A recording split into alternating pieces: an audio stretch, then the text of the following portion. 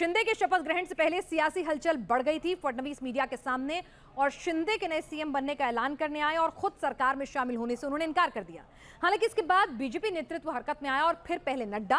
फिर अमित शाह ने deputy CM बनने के लिए फडणवीस को कहा और अंततः फडणवीस ने कहा उन्होंने कहा कि मैं एक पार्टी का अनुशासित कार्यकर्ता हूं और ऊपर जो मेरे तमाम लोग हैं उनका आदेश मुझे सर्वोपरि है। मैं इस सरकार को पूरे तरीके से सहयोग करूंगा। मैं सरकार के बाहर रहूंगा और इस सरकार को सफल बनाने हेतु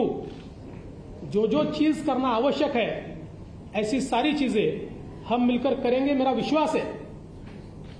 आदरणीय प्रधानमंत्री मोदी जी ने जो विकास का एक नया पर्व शुरू किया है, उस विकास के पर्व को 2.5 साल का जो ब्रेक लगा था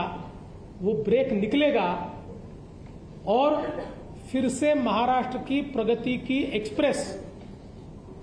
ये तेजी के साथ भागेगी। और उसके लिए मैं श्री एकनाथ शिंदे जी को बहुत बहुत बधाई देता हूं। और आपको ये भी दिखाते हैं कि इससे पहले किस तरह से बीजेपी अध्यक्ष नड्डा ने जब अपील की कि उन्हें डिप्टी सीएम का पद स्वीकारना चाहिए, मेरी उनको सलाह है। आइए वो भी आपको सुनवाते हैं उनका बयान। महाराष्ट्र के विषय पर अभी हमारे वरिष्ठ नेता और महाराष्ट्र के पूर्व मुख्यमंत्री श्री देवेंद्र फडणवीस जी ने इस बात की घोषणा की है कि हमारे अगले मुख्यमंत्री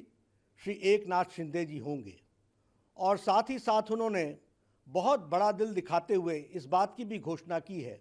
कि वो व्यक्तिगत रूप में सरकार से बाहर रह करके समर्थन देंगे और भारतीय जनता पार्टी के पक्ष का पूरा समर्थन एकनाथ शिंदे जी को मिलेगा। यह हमारी पार्टी के नेता और कार्यकर्ता का चरित्र भी दर्शाता है और यह बताता है कि हम किसी पद की लालसा में और पद के लिए नहीं हैं,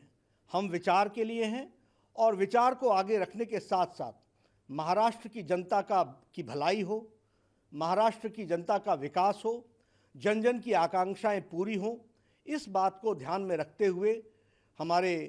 देवेंद्र फडणवीस जी ने इस बात का फैसला किया है। लेकिन भारतीय जनता पार्टी की केंद्रीय टीम ने इस बात को तय किया है कि देवेंद्र जी को सरकार में आना चाहिए और सरकार में पदभार संभालना चाहिए और इसलिए देवेंद्र जी से व्यक्तिगत रूप में भी आग्रह किया है और केंद्र ने इस बात को निर्देशित किया है कि